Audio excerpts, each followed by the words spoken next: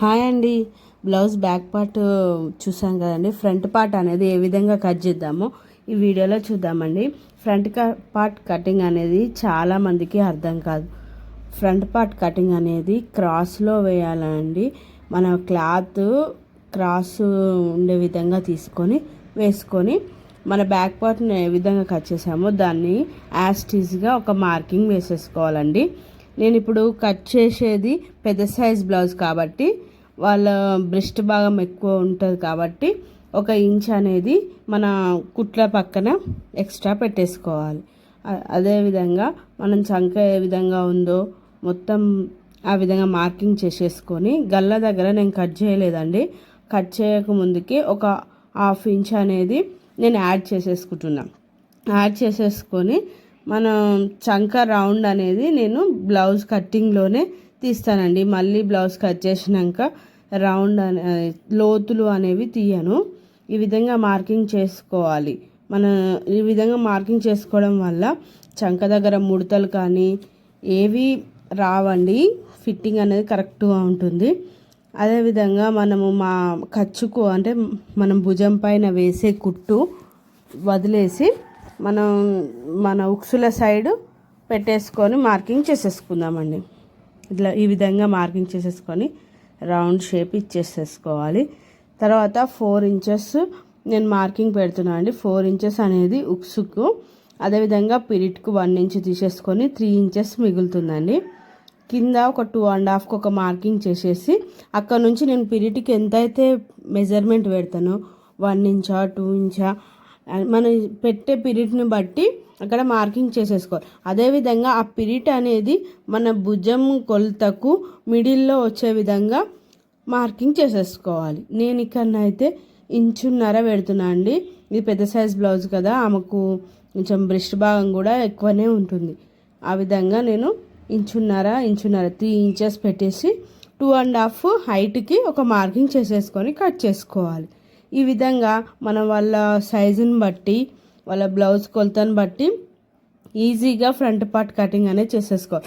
Front part compulsory అది lining కానీ లేకపోతే మెయిన్ క్లాత్ కానీ 2 అనేవి క్రాస్లోనే ఉండే విధంగా చూసుకోవాలి.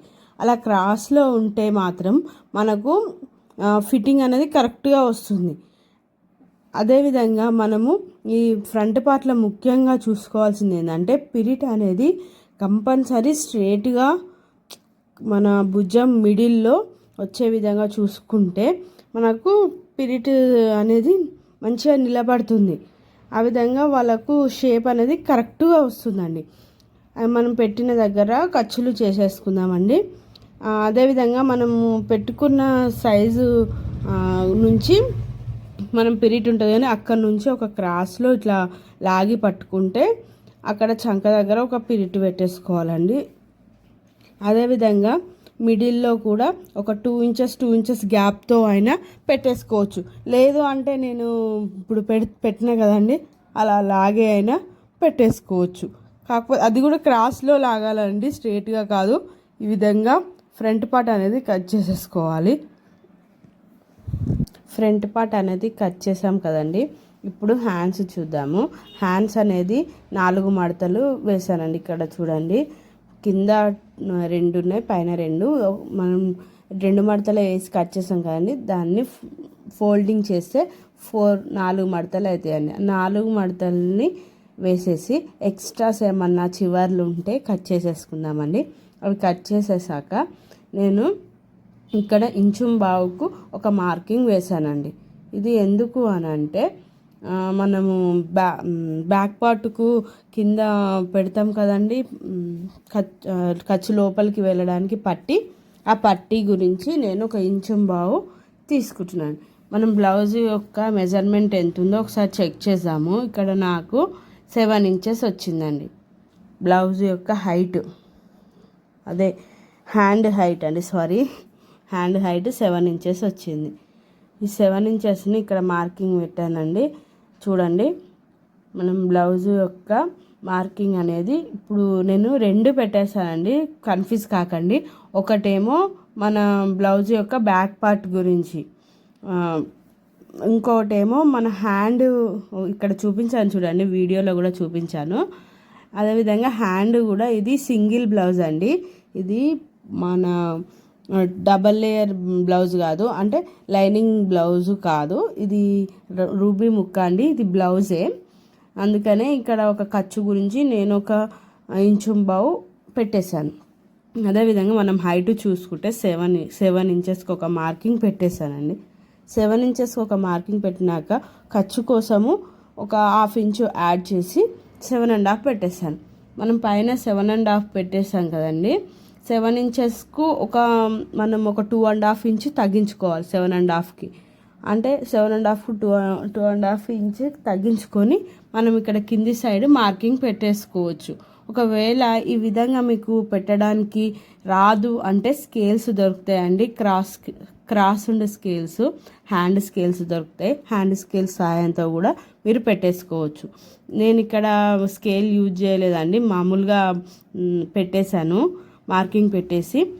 అదేవిధంగా నాకు ఇక్కడ పెద్ద సైజ్ బ్లౌజ్ కాబట్టి ఆమె కొంచెం బాడీ ఎక్కువగానే ఉంటుంది కదండి, మనం కొంచెం లావు ఉంటుంది కాబట్టి నాకు ఎక్స్ట్రాస్కి చంక కింది వైపు పట్టేసాయండి.